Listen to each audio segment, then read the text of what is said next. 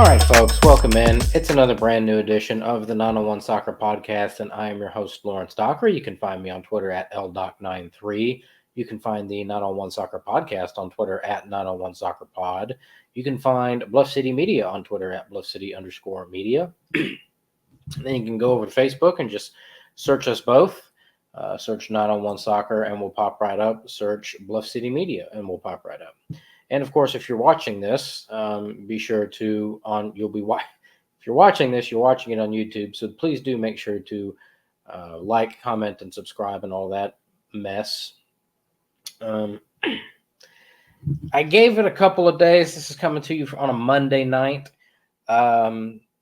Still not any less bummed out than I was on Saturday. Obviously, Memphis 901FC loses to Orange County 1-0 in extra time and is thus eliminated from the 2024 USL Championship playoffs. And that's the end of the year. And it's over now, and that is a real bummer. And this feels different than the end of last season. I guess we can touch on why I think that's the case here in a minute. But yeah, so we're just gonna, I don't know if vent is the right word, but suffer and be miserable, I think is the plan here for the show tonight. It's a major bummer, man. It is a big time downer because, all right, well, let's just get into it because, coming into the game, 901FC had busted their asses to get a home playoff game, and they did it. And did not know this until we met with Stephen Glass and Caleb Patterson, Sewell, Bruno Lapa, John Baccaro at midweek media availability down at AutoZone Park on Thursday.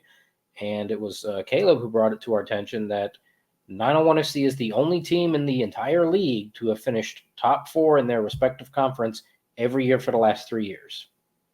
I thought that was crazy right off the bat. I'm like, no, there's no way. Louisville City's gone to the conference final every single year of their existence. And then I said, wait a minute.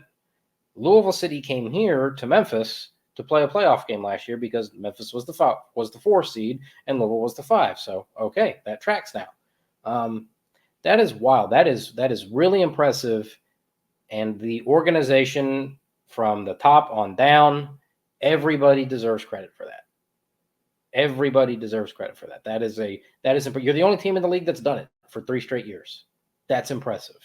And that's something that, Kayla mentioned and said, that's not something you hear people talk about, so we're going to talk about it. And I didn't know it, and shame on me, but now that I know it, we're definitely going to talk about it. Because, obviously 2022 was a phenomenal season. You finished second in the East, but maybe 2 or 3 points behind Louisville City in first. Then last year, a little bit of a step back, but it's a little bit of a transition year, new manager. And, you kept some of the players from the 22 team, but then you brought in some new players. And a little bit, like I said, a little bit of a transition year, but you still finished 4th and you got a home playoff game for the 2nd straight season. Mega impressive. This year, the challenge was not so much a new manager, but a new conference. That was the challenge. And that was something I think Caleb said it when he appeared on Jeff Coffin's show on Friday. Nobody had more air miles in the league than Memphis 901FC.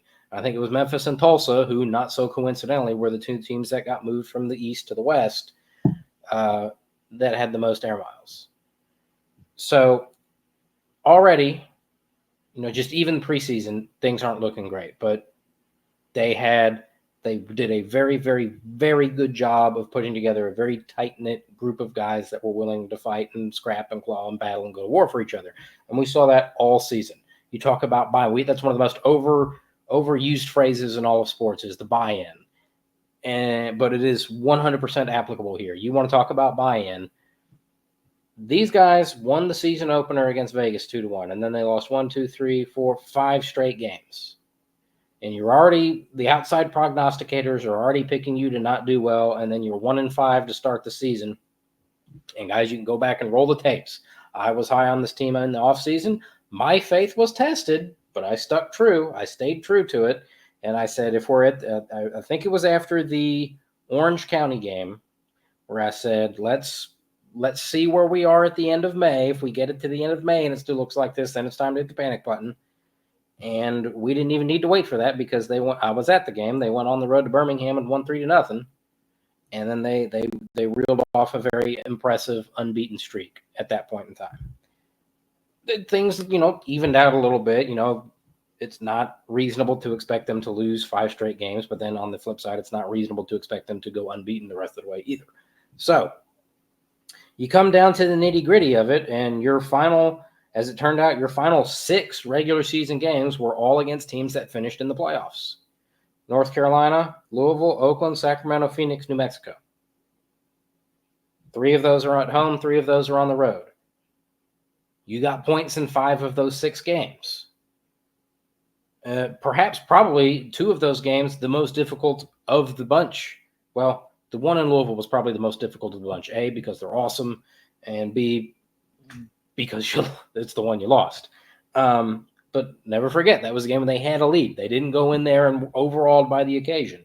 Now, a little bit of a disappointment to go from 2-0 up to 4-2 down, but at the end of the day, they still managed to go unbeaten the rest of the way and get a 3rd straight year with a home playoff game. And that's another thing.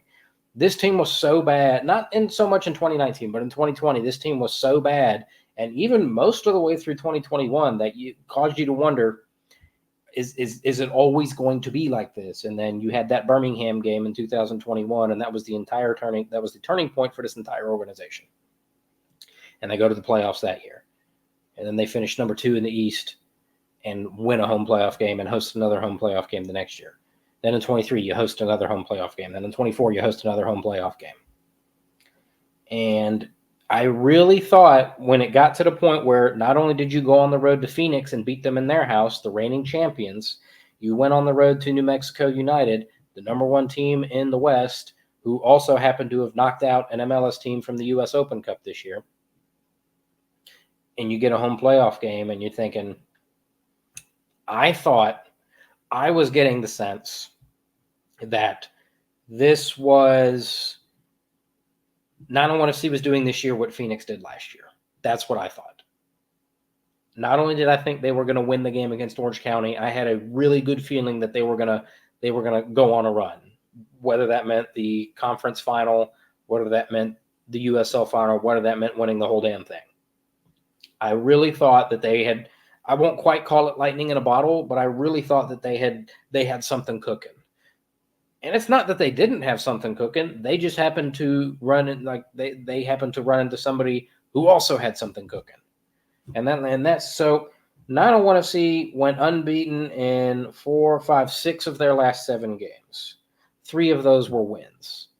And like I said, those 1, 2, 3, 4, 5, 6. So 6 of 7 unbeaten to close the season. The final 6 of those games all against playoff teams, teams that made the playoffs this year. You flip over to Orange County, and if you'll recall in last earlier this week, late last week, whatever it was, the last podcast we did was, yes, Orange County's beaten Memphis twice this year, but it's hard to beat the same team 3 times in the same season. We're moving college basketball logic into USL Championship soccer. And you look at it and you think Orange County's 6th seed, farther behind Memphis. Memphis is at home. Good shot. And I still think it was a good shot. But you look at what Orange County was doing, as good as Memphis was, as well as Memphis was playing going into the playoffs, and that's something we talk about, catching fire at the right time and rolling momentum into the playoffs. You looked at it. I forgot to look at it until I did my preview, my written article preview, which you can check out on the Bluff City Media website. Orange County was on absolute fire coming into the playoffs. I mean, just absurd. I mean, they might be what Phoenix was last year, because you look at it, 1, 2, 3, 4, 5, 6, 7, 8. 8 games unbeaten coming into the playoffs, and they only conceded 3 goals in those 8 games. I mean, they had not so coincidentally, their 3rd coach of the season, because they had one coach leave to go home to Denmark, and then they had another coach come in who was so terrible he got fired after 7 games. And you bring in Danny Stone as the interim coach for the rest of the year. Danny Stone, not so coincidentally, was the manager at Phoenix Rising last year. So you combine manager who did this exact same thing last year with team who's doing what is that. You combine a team that goes on 8 straight unbeaten to end the season, and combine that with a manager whose different team did the exact same thing last season and went all the way and won the whole thing, and against former Memphis 901FC manager Ben Bierman. And it's not quite a recipe for disaster, but it's, something's got to give, right? 901FC was unbeaten in 12 or 13 straight home games, dating all the way back to April 20th against Monterey Bay.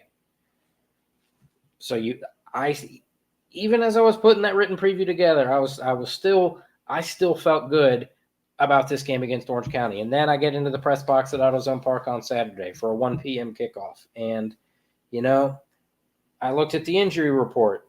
They had 2 guys out and 2 guys questionable. So at that point, I'm thinking, okay, I'm feeling good. And you get into the actual game, and it's a playoff game. Playoff games are always tense, cagey. You see it happen in high-level tournaments all the time, like international tournaments. Like you get to the group stage and the round of 16 are always just a blast and a ton of fun. And then you get to where the stakes are real high and everybody kind of puckers up a little bit. But I mean, it was a fairly even first half, I thought. Neither team looked better than the other. There weren't any real any really great chances. I think John Baccaro put one across the face of goal about 3 minutes into the game. I think Orange County hit the post. So you had maybe one really good chance per team in the first half. And Coach Glass said it with us in the post game. He said, he didn't think that they had played a great first half, so they made some changes in the second half. And he thought that they looked the more likely team to go on and get the win. And I would agree with that. They looked like the better team, not that they were completely overwhelming or that it was an avalanche or that you felt that goal coming any minute, but they did look like the team that was much more likely to go down and score. And then, Lucas Turchi gets sent off. And with 20 minutes, maybe 15 minutes left to play in regular time, in regulation. And, now it's like, okay, now we're probably going to have to hold on to penalties. And that was not a prospect that I was particularly looking forward to, because Orange County's goalkeeper was, or has been, Schutler is a really good goalkeeper. That's not a dude that I wanted to face in penalties. The flip side of that coin is Tyler Derrick has been playing very, very, very well the last however many weeks, and he made a couple of really good saves. After 901FC went down a man, he made a couple of really good saves that kept it at 0-0 until it didn't. So, I mean, that was, in the back of my mind when Turchi goes down, I'm thinking, okay, we're probably going to have to try to play for penalties here. And that's not a prospect I like, because their goalkeeper is awesome and ours is good, but I don't know. And then you got into extra time, and it almost looked like, and on the record, I guess we'll touch on the refereeing. That was something that I thought the game was called fine. I had one problem, and as it turned out, it ended up being a very big problem. And I didn't realize it until Coach Glass brought it up in the post game. I tweeted about it when it happened. There was a play in the second half, in extra time, I should say. I don't remember if it was in the first half of extra time or the second half of extra time. I think probably the second half, because 901FC was going away from us, where the referee calls a foul on an Orange County player and immediately goes into his pocket like this, like going to be a card. And he gets it halfway out, and then for reasons that I couldn't understand at the time, he puts it right back in his pocket. And Leston Paul goes crazy. And I thought he was just mad because, hey, man, you can't do this and then decide not to do it. That's something that if I did that at a youth, at a regional event, at a national event, whatever, my ass would be grass. That would fail my assessment, and that would be that.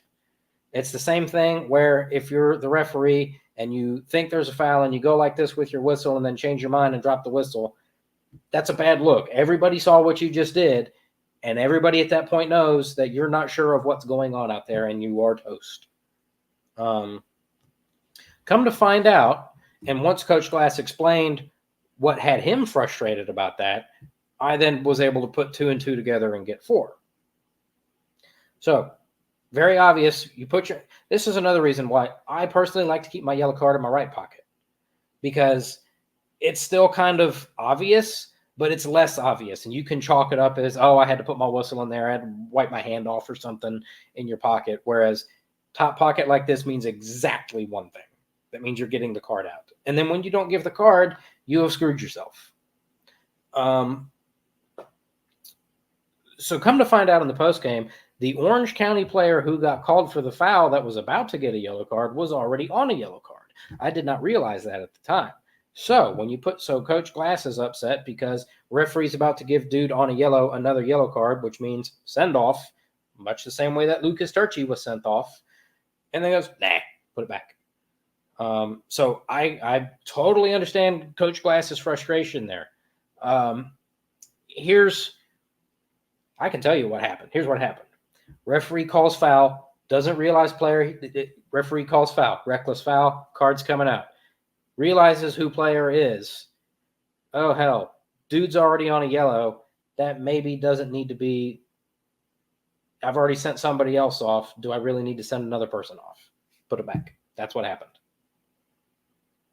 Doesn't realize that player he has called foul on and is about to caution. He's already cautioned.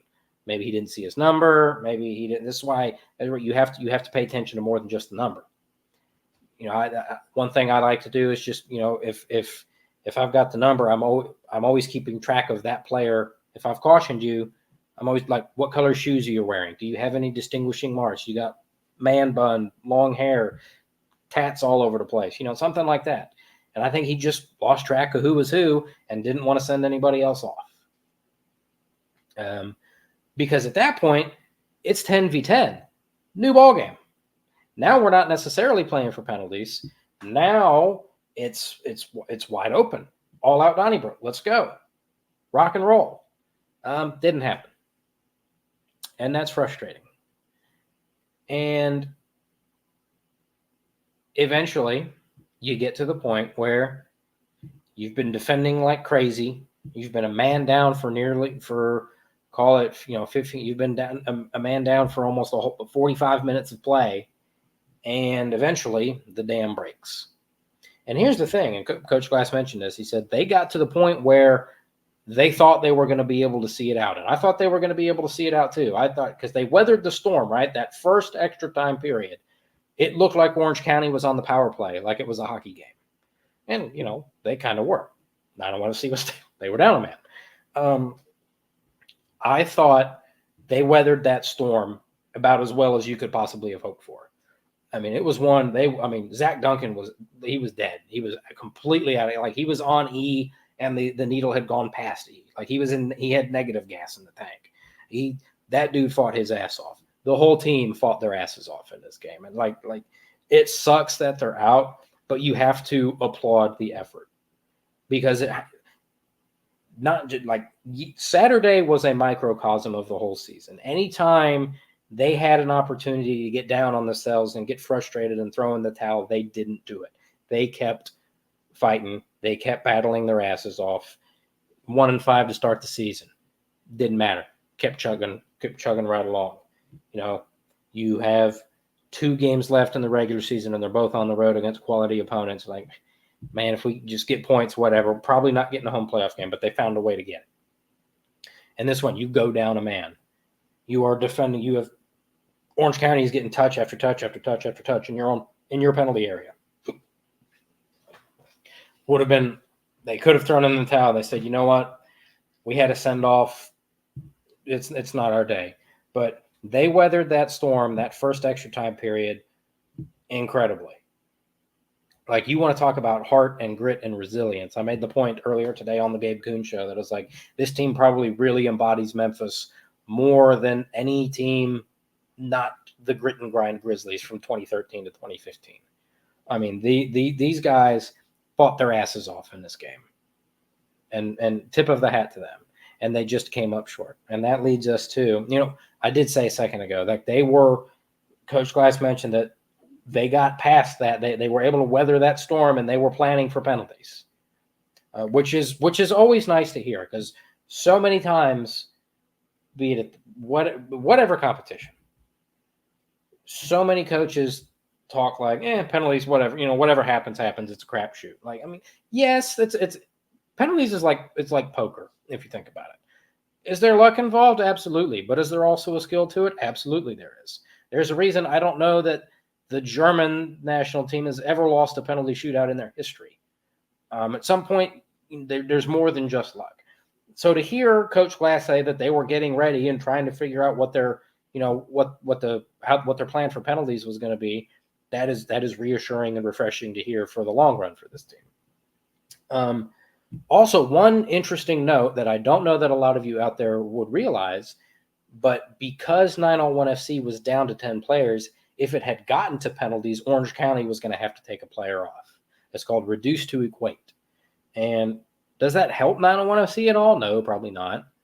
Orange County just takes, you suck at penalties, get off the field. But that's something that I've never personally had to do it. Had it happen on a game where I've had it covered, and it's been taught at entry-level classes, research classes, it's taught. It's not something that I've ever had to do. So I do always wonder if you're the team that's up a man, depending on the temperament of the coach of the team, I can't imagine you're going to be too happy that you have to take somebody else off because they got a player that's red card. But you have to have the same number of players on the field for kicks from the mark, because nobody can retake. No shooter can retake a kick until you've cycled through every player. I think I've only ever seen it once in a professional game where you got through all 11 kickers, and that was like the 2015 MLS playoffs between Sporting Kansas City and the Portland Timbers. Like, they got to the 11th kicker, but I don't know that I've ever seen anything get past that. But as it happens, 901FC concedes a corner kick, and credit to Orange County. That dude made a great run, and that dude got air on his jump. Holy mackerel. It looked like a salmon swimming upstream for the winner. Like, it was and that's one where just like you see that ball come in and you go, that's trouble. That's bad. That's trouble. That's a problem. And that wasn't even one where, like, that was when it hit his head and you're like, yeah, that's in. That wasn't one where you went, oh, please go over the bar. No, power, goal. And it's 1-0 and there's 5 minutes left. And that's when Coach Glass did the surrender cobra. I might have done the surrender cobra. You could just feel deflate, just what atmosphere there was caved in on itself.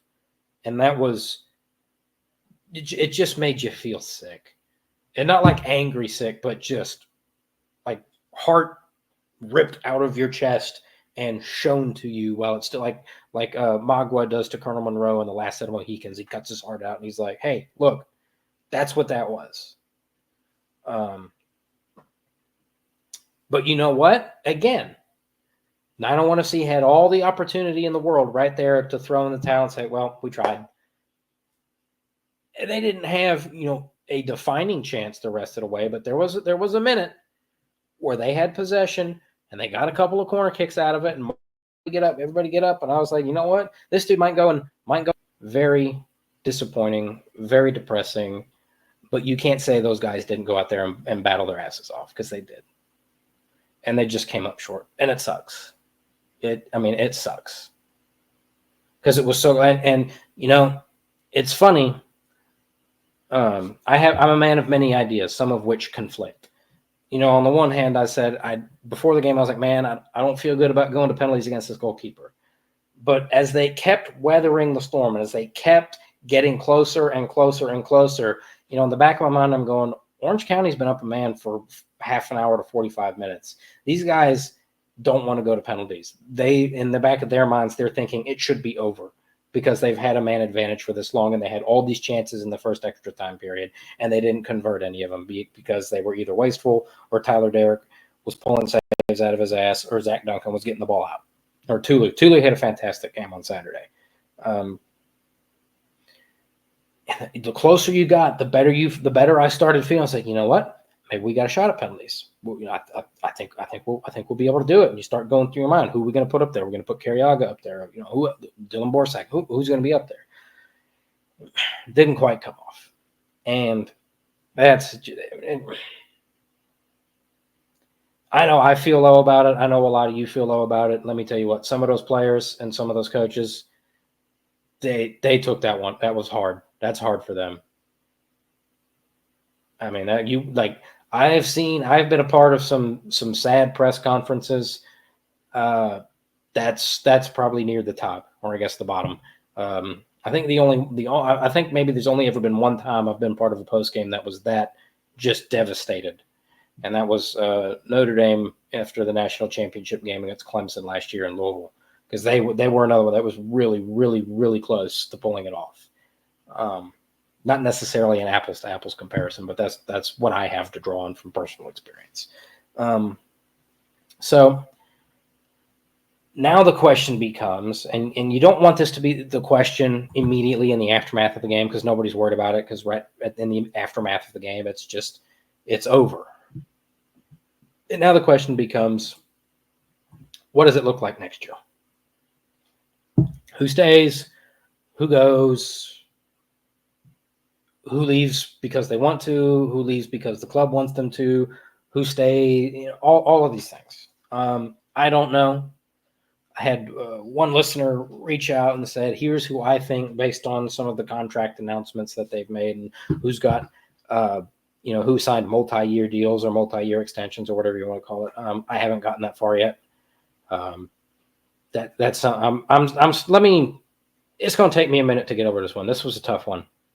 And I'm sure it's going to take Coach Glass and Coach Caleb and those players every bit as long and probably longer than it will for me or for you, because that was tough. I would say I think probably by Thanksgiving we'll get an idea of what the core of the team is going to look like for next year, because it was right around that time last year when they started making moves. But as far like if you want me to tell you who do I think staying, who do I think's gone, I don't have any of that for you right now, unfortunately. I'm not there, because and part of that is just the nature of the league. Very, very few teams in this league are able to keep a large chunk of their team together year in and year out, year over year over year. Even Louisville. I mean, they've kept several guys for a very, very long time. I mean, there's been 3 or 4 guys on Louisville's team that have been there since Memphis 901FC's been in the league in 2019. So I don't know what it's going to look like. I haven't even begun to look ahead to that. But somebody did ask me about that, and so I figured I would address it. May not be the best address. It's no Gettysburg address, but it is the 901 Soccer Podcast address. Shout out to the history nerds who understand that. I guess the last thing we'll talk about is the crowd on Saturday. The attendance was 3,014, and that's there's pluses and minuses to that. There are things that I like about it, and there's things that not necessarily that I don't like, but things that obviously we wish it would have been bigger. In that, you could probably say that for just about every game for like the last 4 years. But it's not bad considering they had 6 days to sell tickets for it. And I understand that season ticket, one of the things that I liked that they did in the last offseason was they said, hey, Open Cup, exhibition, and playoff tickets are part of your season ticket package. So that was nice. So obviously you didn't have to sell all of those, but you had 6 days, because it was up in the air until the very last day. 901FC New Mexico United had to have been probably one of, if not the last games of the regular season. Out west, last day. So But then they were out at Micros that Sunday. Stephen Glass went on at least 3 different radio stations. Caleb Patterson-Sewell went on one. I went on one. I mean, like they showed up. They went the DeSoto County Tourism Convention and Visitors Bureau or whatever organization had some sort of like meet and greet, festival, fair, whatever. One of those things where everybody shows up and sets up a table and say, hey, here's our company, here's our job, come learn about us. And 901FC was at that. Spearheaded by former Memphis Americans player, Tanya Crean, who is married to Enda Crean, who is, I believe, the coach at CBU and who was the color commentator for Saturday's broadcast with Tim Van Horn. So 2 years after we were hoping for Memphis 901FC, Memphis American collaboration, we finally get it when one of them no longer exists. That's an Americans problem, or was. That's not a 901FC problem. So that's not where we're going with that.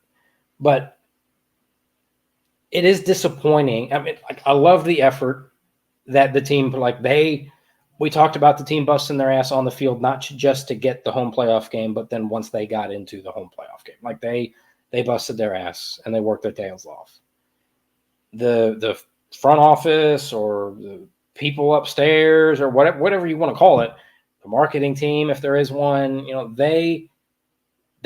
I don't know much else of what they could do. I mean, I have my thoughts. I don't think now is the time to discuss those. That's when we get into the off season.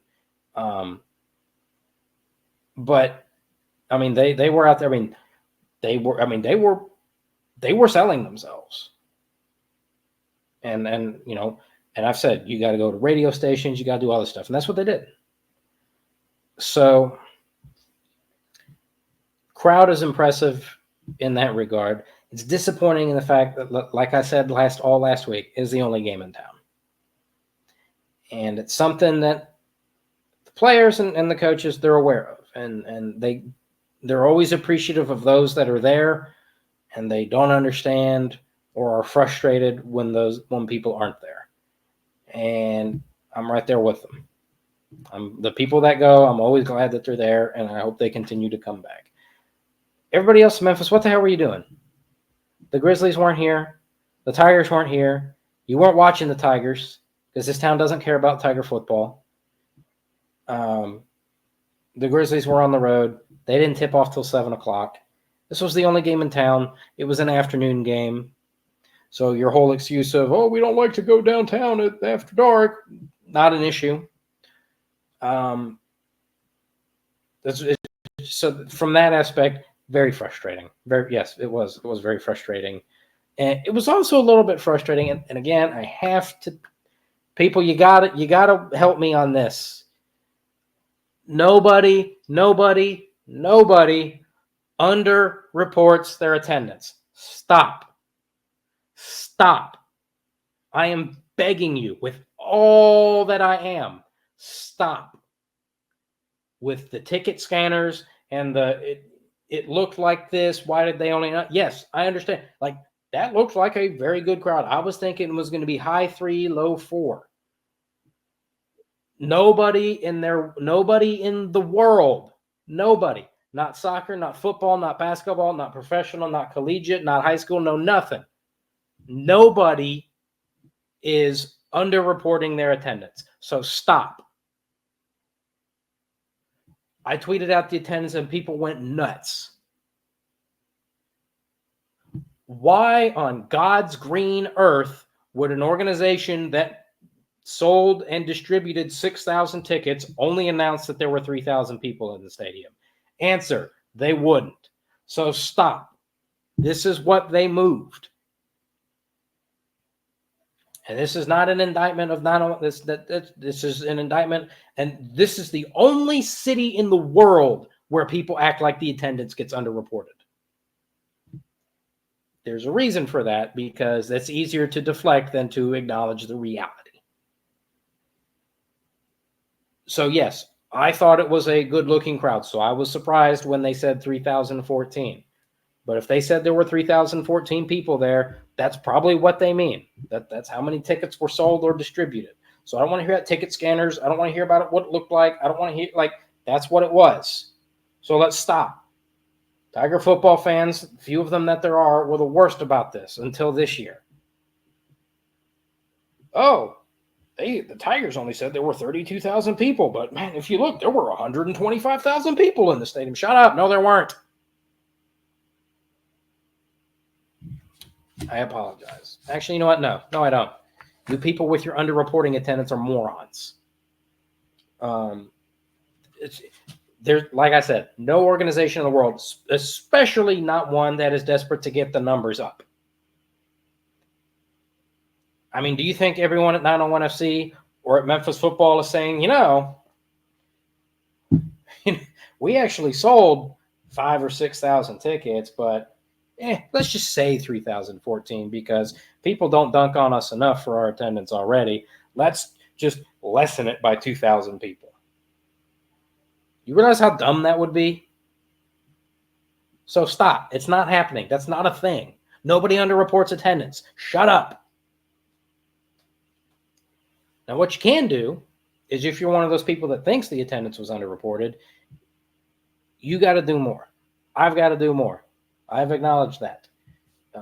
I beat myself up because my coverage of the team in 2021 and 2022 was severely lacking.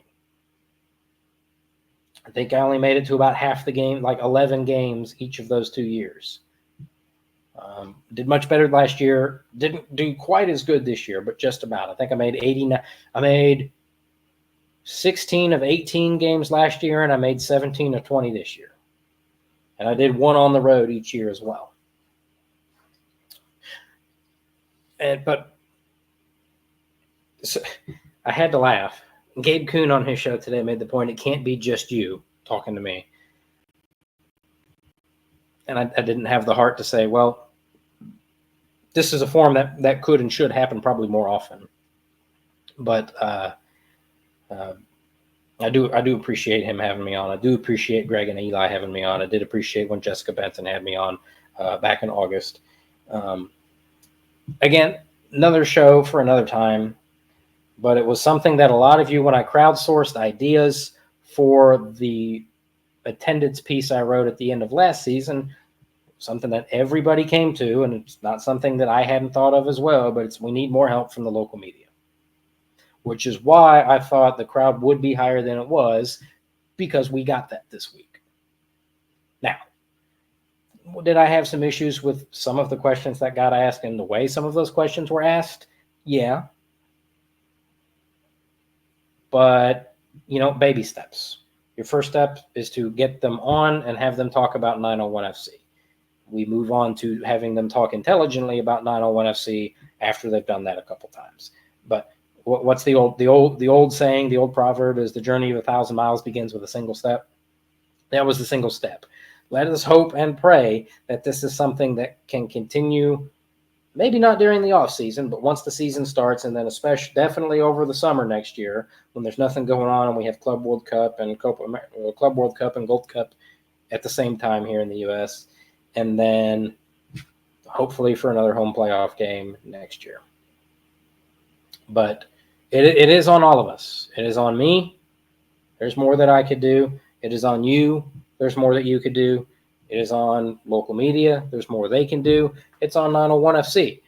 It's their team. It's their bottom line. They need to do more. And they did a lot more this year than they did last year. Don't get me wrong. I'm not saying they just sat there with their thumb up their ass and did nothing all year. Nothing could be farther from the truth. They really got after it this year, which is why the attendance dropping again was so concerning. But I think if you can, this is a successful team. They don't necessarily have the silverware or the hardware, but they've been to the playoffs 4 straight times. Who else in the Memphis sports scene can say they've made the postseason that many times? Tiger football, and that's it. The Grizzlies were garbage last year. Yes, there were reasons for that, but they were garbage nonetheless. Memphis basketball has won one NCAA tournament game in like the last decade, and they hadn't been to the second weekend of the tournament since 2009. Okay, Tiger football has been bowl eligible every year since 2014.